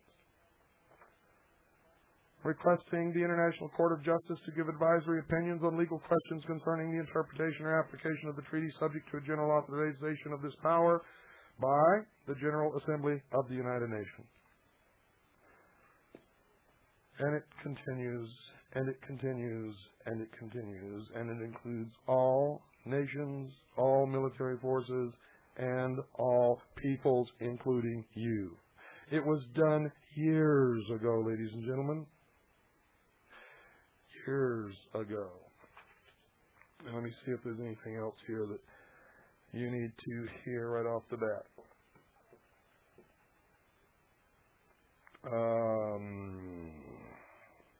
Yes, here we go. United Nations Peace Force. The parties to the treaty would undertake to develop arrangements during Stage 1 for the establishment in Stage 2 of a United Nations Peace Force. To this end, the parties to the treaty would agree on the following measures within the United Nations. Examination of the experience of the United Nations leading to a further strengthening of United Nations forces for keeping the peace. B. Examination of the feasibility of conducting or concluding promptly the agreements envisioned in Article 43 of the United Nations Charter. I want you all to look at the United Nations Charter and read Article 43. Then, when you have sufficiently recovered, stay tuned for the next hour of the time. Conclusion of an agreement for the establishment of a United Nations Peace Force in Stage 2. Including definitions of its purpose, mission, composition and strength, disposition, command and control, training, logistical support, financing, equipment, and armaments. United Nations Peace Observation Corps. The parties to the treaty would agree to support the establishment within the United Nations of a Peace Observation Corps staffed with a standing cadre of observers who could be dispatched promptly to investigate any situation which might constitute a threat to or breach of the peace. Elements of the Peace Observation Corps could also be stationed as appropriate in selected areas throughout the world. If upon the expiration of such period or periods, that's after Group 1 or Stage 1, 2, and 3 is passed, one or more of the permanent members of the Control Council should declare that the foregoing circumstances did not exist, the question would be placed before a special session of the Security Council. Transition to Stage 2 would take place upon a determination by the Security Council that the foregoing circumstances did in fact exist.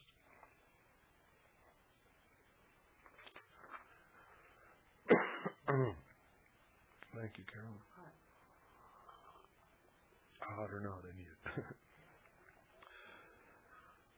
During Stage 2, the parties to the treaty would undertake to continue all obligations undertaken during Stage 1. To reduce further the armaments and armed forces reduced during Stage 1 and to carry out additional measures of disarmament in the manner outlined below. To ensure that the International Disarmament Organization would have the capacity to verify in the agreed manner the obligations undertaken during Stage 2, and to strengthen further the arrangements for keeping the peace through the establishment of a United Nations peace force and through the additional measures outlined below. And, here we go. Now we're getting to the meat of the matter. Armaments, reduction of armaments. I'm going to skip through all of this military stuff, and I'm going to go right down.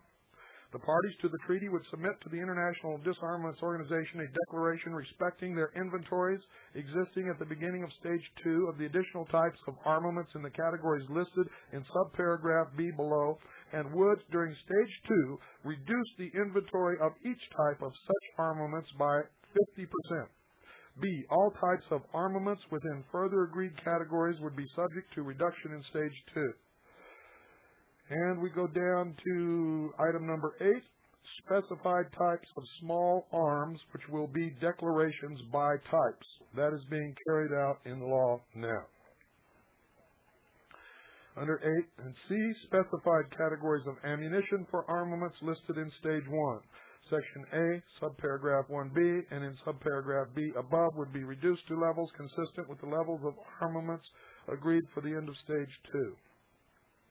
Then it goes through the method of reduction, eliminating the production of ammunition, eliminating the production of firearms of all types, reduction of armed forces. We're going to be stripped of any means of our protecting ourselves against this despotic world government, which will be run and controlled by international socialism, and you will learn that when I get into Mikhail Gorbachev's book called Perestroika, which he recently wrote, and none of you went and bought, and you should have all bought it and read it from cover to cover.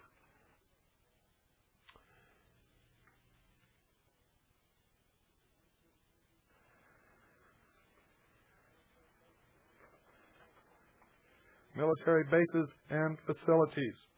The parties to the treaty would dismantle or convert to peaceful uses agreed military bases and facilities wherever they might be located. We have not only dismantled or converted to peaceful uses many of our military bases throughout this country, but we gave one to Mikhail Gorbachev, the Presidio in San Francisco, and he is sitting there now laughing at us. It is the headquarters of the Gorbachev Foundation. You know what the goal of the Gorbachev Foundation is? Oh, the dear sheeple. If you only knew, if I could just shake you and wake you up. If I could just do something to make you understand what it is that we're losing.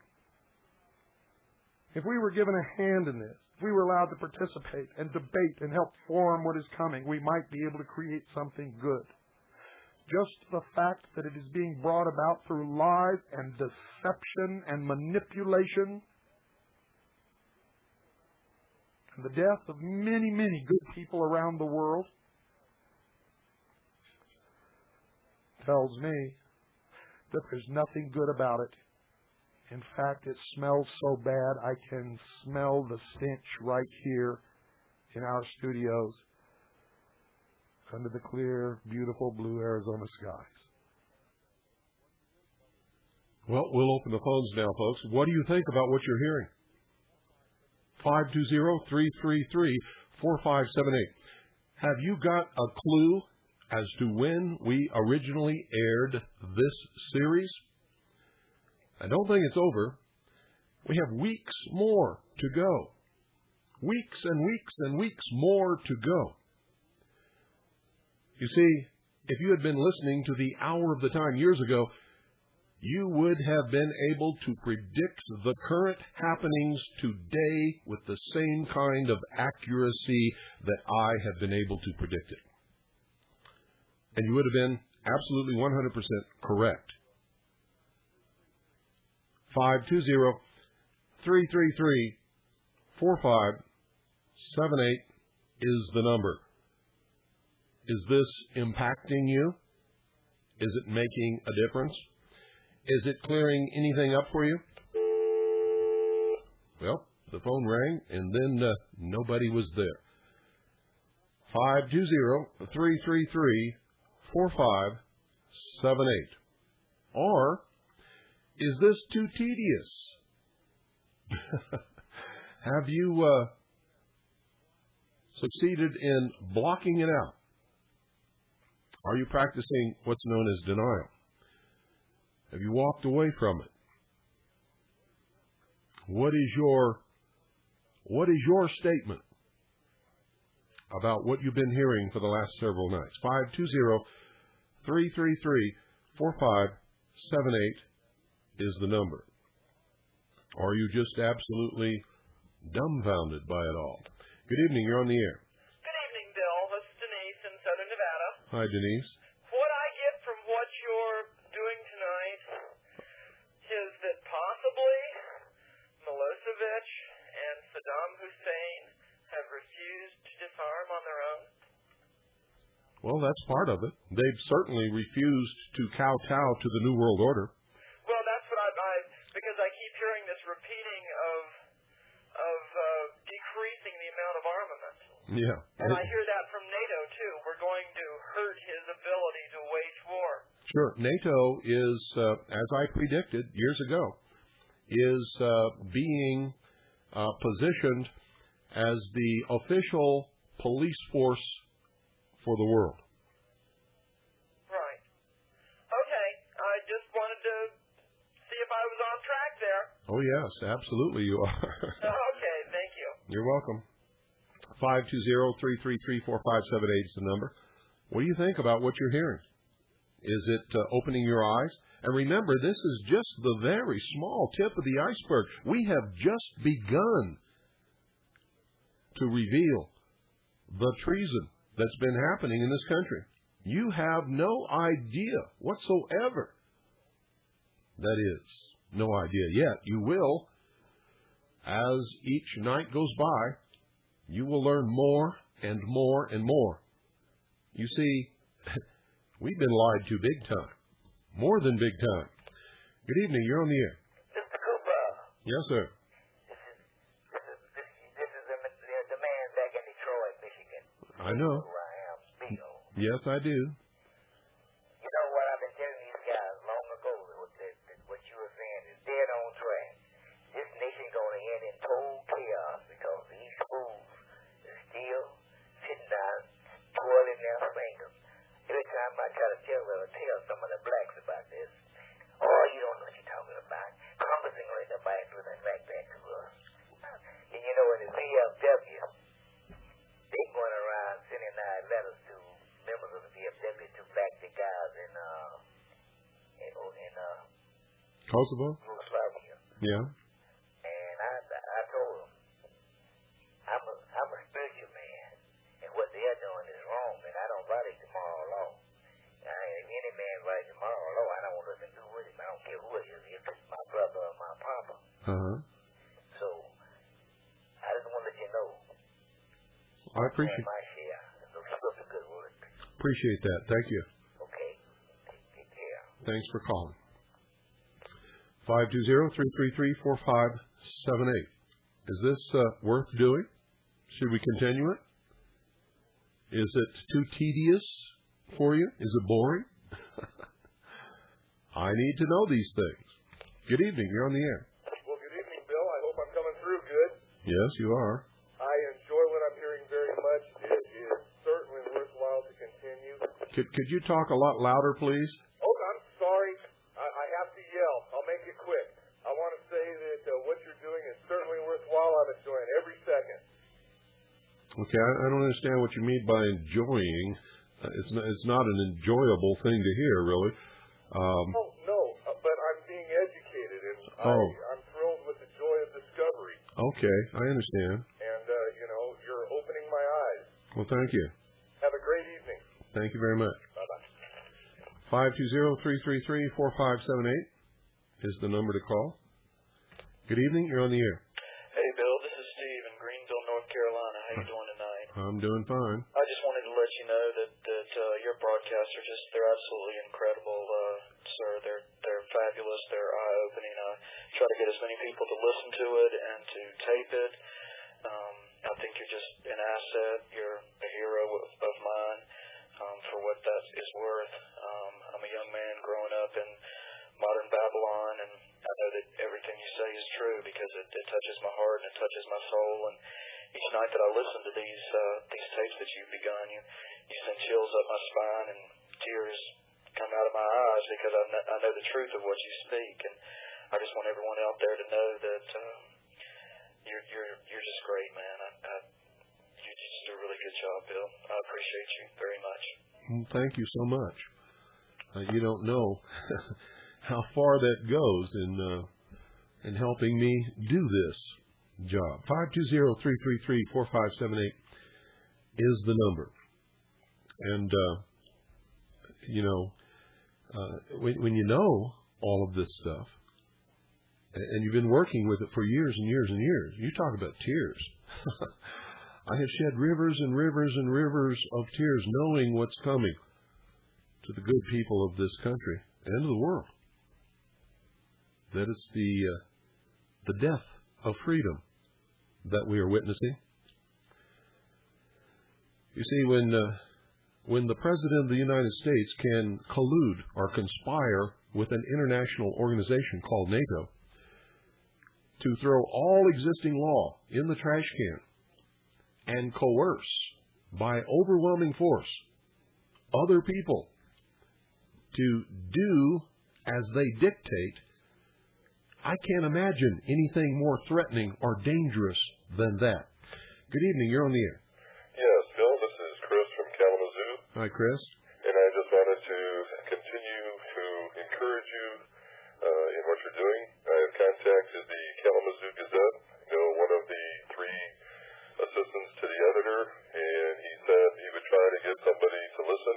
He's a man of faith, a man that I trust and respect, and he's going to do what he can to get someone to listen to the shortwave broadcast and perhaps do some type of information on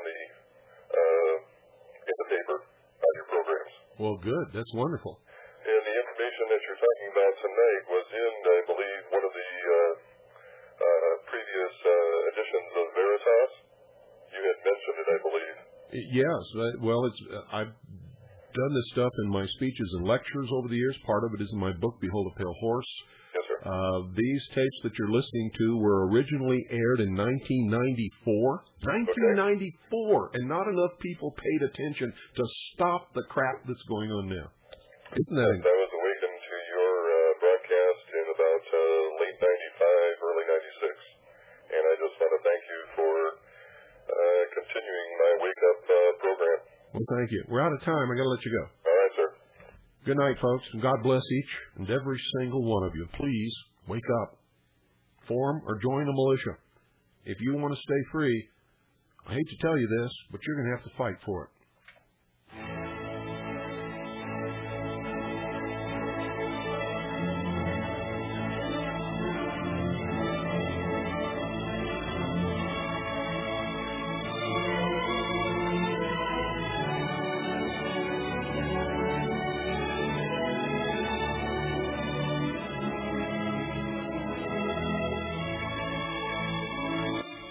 Now, ladies and gentlemen, you know why William Jefferson Clinton named me, William Cooper, the most dangerous radio host in America. It's because I tell you the truth.